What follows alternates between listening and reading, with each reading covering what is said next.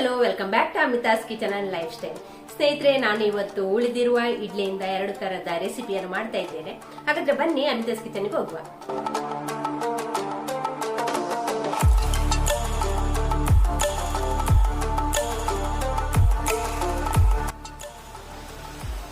ಉಳಿದ ಇಡ್ಲಿಯಿಂದ ಮಸಾಲ ಫ್ರೈ ಮಾಡುವುದಕ್ಕೆ ನಾನಿಲ್ಲಿ ಕೊಟ್ಟಿಗೆನ ತಗೊಂಡಿದ್ದೇನೆ. ಕೊಟ್ಟಿಗೆ ಬೇಕು ಅಂತಿಲ್ಲ, ಉಳಿದ ಇಡ್ಲಿಯಿಂದ ಕೂಡ ಮಾಡ್ಲಿಕ್ಕೆ ಆಗ್ತದೆ. ನಾನಿಲ್ಲಿ ಕೊಟ್ಟಿಗೆಯಿಂದ ಮಾಡ್ತಿದ್ದೇನೆ. ಮೊದಲಿಗೆ ನಾವು ಇದರ ಬಾಳೆ ಎಲೆಯನ್ನೆಲ್ಲ ಬಿಡಿಸಿಕೊಳ್ಳುವ.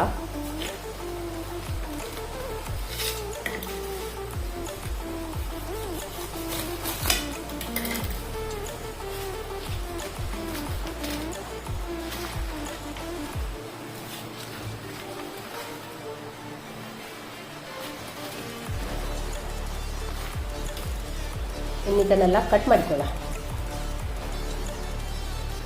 ಸಾಫ್ಟ್ ಆಗಿ ಇದೆ ನೋಡಿ ಇಡ್ಲಿ. ನೋಡಿ ಕೊಟ್ಟಿಗೆ ನೋಡಿ ಯಾವ ರೀತಿ ಬಂದಿದೆ ಅಂತ. ಇದನ್ನಿನ್ನು ಕ್ಯೂಬ್ಸ್ ಚೆನ್ನಾಗಿ ಮಾಡಿಕೊಳ್ಳುವ.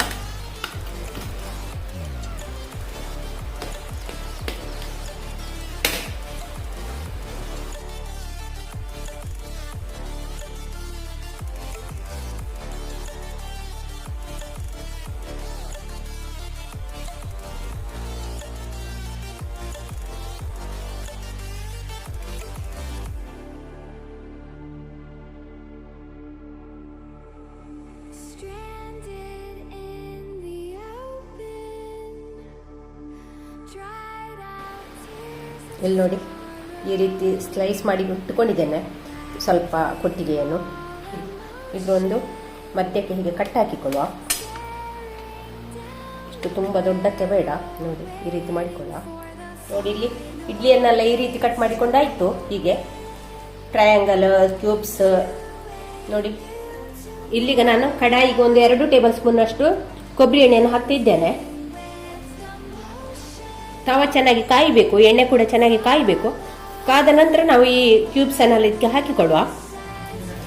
ಇವಾಗ ಇಲ್ಲಿ ಎಣ್ಣೆ ಕೂಡ ಚೆನ್ನಾಗಿ ಕಾದಿದೆ. ನಾನೀಗ ಈ ಇಡ್ಲಿಯನ್ನೆಲ್ಲ ಕಟ್ ಮಾಡಿ ಇಟ್ಕೊಂಡ ಇಡ್ಲಿಯನ್ನೆಲ್ಲ ಇದಕ್ಕೆ ಹಾಕಿಕೊಳ್ಳುವ.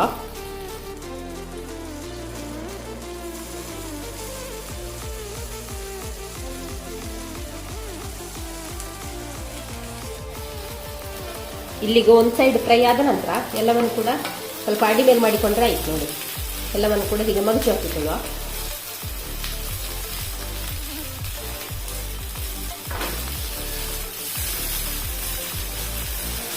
ಒಂದು ಸೈಡ್ ಸ್ವಲ್ಪ ರೋಸ್ಟ್ ಆದ್ರೆ ಸಾಕು. ನೋಡಿ ಇದೆಲ್ಲ ಸ್ವಲ್ಪ ಕಲರ್ ಚೇಂಜ್ ಆಗಿದೆ ಅಲ್ಲ, ಇಲ್ಲೆಲ್ಲ ನೋಡಿ ಒಂದು ಸ್ವಲ್ಪ ಕಲರ್ ಚೇಂಜ್ ಆಗಿದೆ ಅಲ್ಲ, ಆ ರೀತಿ ಹಾಕೊಂಡ್ರೆ ಆಯಿತು. ಇಲ್ಲಿ ನೋಡಿ ಎಲ್ಲ ಸೈಡನ್ನು ಕೂಡ ತಿರುಗಿಸಿಕೊಂಡು ಫ್ರೈ ಮಾಡಿಕೊಂಡ್ರೆ ಆಯಿತು. ನೋಡಿ ಈ ರೀತಿ ಫ್ರೈ ಆಗಿದೆ. ಇದು ಇಷ್ಟ ಆದರೆ ಸಾಕು.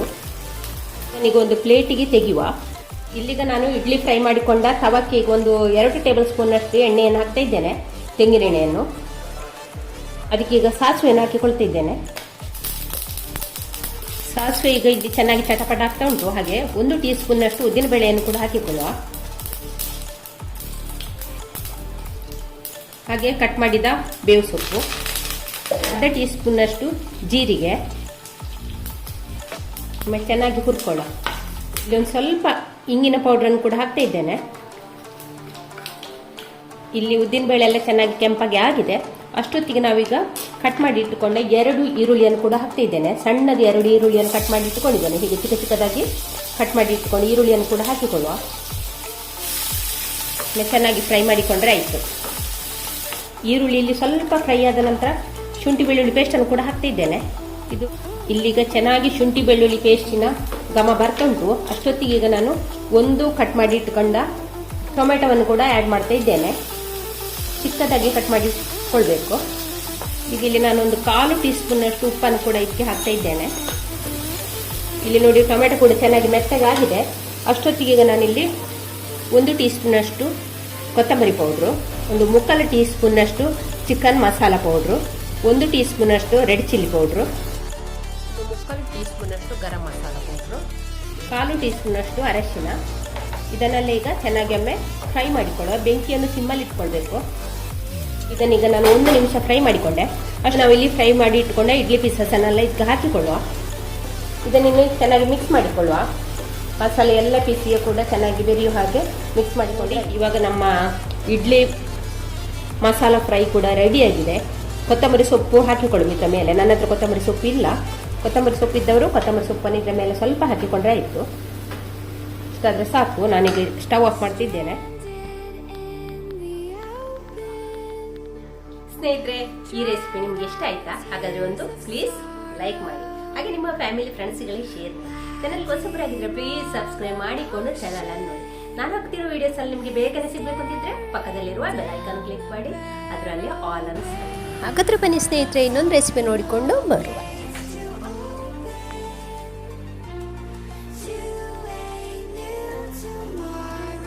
ಇನ್ನು ನಾವು ಉಳಿದಿರುವ ಇಡ್ಲಿಯಿಂದ ಬೋಂಡ ಮಾಡಿಕೊಳ್ಳುವ.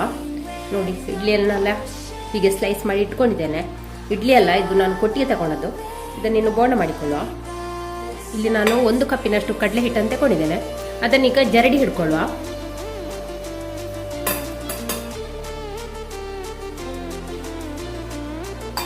ಈಗ ಇದಕ್ಕೆ 1 ಟೇಬಲ್ ಸ್ಪೂನ್ನಷ್ಟು ಅಕ್ಕಿ ಹಿಟ್ಟನ್ನು ಹಾಕ್ತಾ ಇದ್ದೇನೆ. 1 ಟೇಬಲ್ ಸ್ಪೂನ್ನಷ್ಟು ಕಾರ್ನ್ಫ್ಲೋರ್ ಇಲ್ಲ ಇದ್ರೆ ಅಕ್ಕಿ ಹಿಟ್ಟು 2 ಸ್ಪೂನ್ ಹಾಕಿಕೊಳ್ಬೋದು. ಅರ್ಧ ಟೀ ಸ್ಪೂನ್ ಧನಿಯಾ ಪೌಡ್ರು, ಒಂದು ಕಾಲು ಅಂದರೆ ಒಂದು ಚಿಟಿಕೆ ಅರಶಿನ ಪೌಡ್ರು, ರುಚಿಗೆ ಉಪ್ಪು. ಇಲ್ಲಿ ನಾನೊಂದು ಅರ್ಧ ಟೀ ಸ್ಪೂನ್ನಷ್ಟು ಉಪ್ಪನ್ನು ತಗೊಂಡಿದ್ದೇನೆ. ಹಾಗೆ ಒಂದು ಅರ್ಧ ಟೀ ಸ್ಪೂನ್ನಷ್ಟು ಜೀರಿಗೆ, 1 ಟೀ ಸ್ಪೂನಷ್ಟು ರೆಡ್ ಚಿಲ್ಲಿ ಪೌಡರ್, ಒಂದು ಅರ್ಧ ಟೀ ಸ್ಪೂನಷ್ಟು ಗರಂ ಮಸಾಲ ಪೌಡ್ರು, ಒಂದು ಸ್ವಲ್ಪ ಇಕ್ಕಿ ಬಿಟ್ಟು ಸ್ವಲ್ಪ ಹಿಂಗು. ಇವಾಗ ನಾವು ಮೊದಲಿಗೆ ಇದನ್ನೆಲ್ಲ ಅಂತೆಯೇ ಕಲಸಿಕೊಳ್ಳುವ. ನೀರು ಹಾಕಲಿಕ್ಕೆ ಮೊದಲು ಎಲ್ಲವನ್ನು ಕೂಡ ಹೀಗೆ ಚೆನ್ನಾಗಿ ಕಲಸಿಕೊಳ್ಳುವ. ಇವಾಗ ನಾನು ಇದರಲ್ಲಿ ಅರ್ಧ ಕಪ್ ನೀರಿನಷ್ಟು ಮೊದಲಿಗೆ ಹಾಕ್ತಿದ್ದೇನೆ. ತುಂಬ ತೆಳ್ಳಗೆ ಮಾಡಲಿಕ್ಕಿಲ್ಲ ಇದು.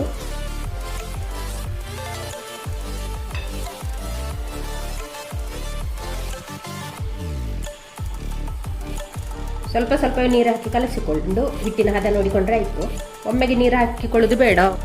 ನಾನಿಲ್ಲಿ 1 ಕಪ್ ನೀರನ್ನು ಪೂರ್ತಿ ಹಾಕಿಕೊಂಡೆ. ಹಿಟ್ಟಿನ ಹದ ಈ ರೀತಿ ಮಾಡಿಕೊಂಡಿದ್ದೇನೆ. ನಮಗೆ ತೆಳ್ಳಗಾದರೂ ಒಂದು ಸ್ವಲ್ಪ ಕಡಲೆ ಹಿಟ್ಟನ್ನು ಸೇರಿಸ್ಕೊಳ್ಬೋದು. ಗಟ್ಟಿಯಾದರೆ ಸ್ವಲ್ಪ ನೀರನ್ನು ಹಾಕಿಕೊಳ್ಬೋದು. ಹಾಗೆ ಇಲ್ಲಿ ಒಂದು ಚಿಟಿಕೆ, ಒಂದು ಕಾಲು ಟೀ ಸ್ಪೂನ್ಸ್ ಇಲ್ಲ ಅಷ್ಟು ಅಡುಗೆ ಸೋಡಾವನ್ನು ಹಾಕ್ತಾ ಇದ್ದೇನೆ.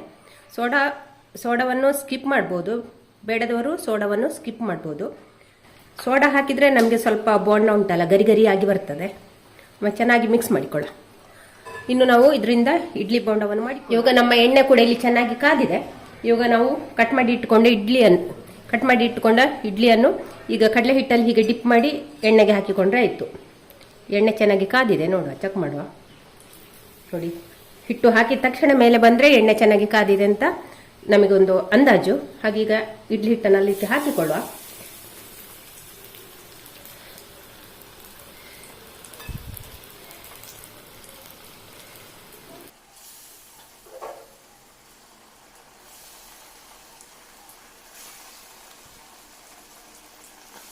ಒಂದು ಸೈಡ್ ಫ್ರೈ ಆದ ನಂತರ ಇದನ್ನೀಗ ಮಗುಚಿ ಹಾಕಿಕೊಳ್ಳುವ. ಇವಾಗ ಇನ್ನೊಂದ್ಸಲಿ ಅಡಿ ಮೇಲೆ ಮಾಡ್ತಾ ಇದ್ದೇನೆ. ಇವಾಗ ನೋಡಿ, ನಮ್ಮ ಬೋಂಡ 2 ಸೈಡ್ ಕೂಡ ಚೆನ್ನಾಗಿ ಫ್ರೈ ಆಗಿದೆ. ಇವಾಗ ಇದನ್ನು ನಾವು ತೆಗೆಯುವ. ನೋಡಿ ಎಷ್ಟು ಚೆನ್ನಾಗಿ ಬಂದಿದೆ ನೋಡಿ. ಟೇಸ್ಟ್ ಕೂಡ ಸಖತ್ತಾಗಿರ್ತದೆ. ನೀವು ಕೂಡ ಒಂದ್ಸಲಿ ಟ್ರೈ ನೋಡಿ. ಸ್ನೇಹಿತರೆ, ನಮ್ಮ ಇಡ್ಲಿ ಬೋಂಡ ಎಷ್ಟು ಚೆನ್ನಾಗಿ ಬಂದಿದೆ ಅಲ್ಲ. ನಿಮಗೆ ಈ ವಿಡಿಯೋ ಇಷ್ಟ ಆದರೆ ನೀವು ಕೂಡ ಒಂದ್ಸಲಿ ಟ್ರೈ ಮಾಡಿ. ಹಾಗೆ ಒಂದು ವಿಡಿಯೋಕ್ಕೆ ಲೈಕ್ ಮಾಡಿ. ಹಾಗಾದರೆ ಇನ್ನೊಂದು ವಿಡಿಯೋ ಅಥವಾ ರೆಸಿಪಿಯೊಂದಿಗೆ ಸಿಗ್ತೇನೆ. ಅಲ್ಲಿಯವರೆಗೆ take care, bye bye. Thank you ಸ್ನೇಹಿತರೆ.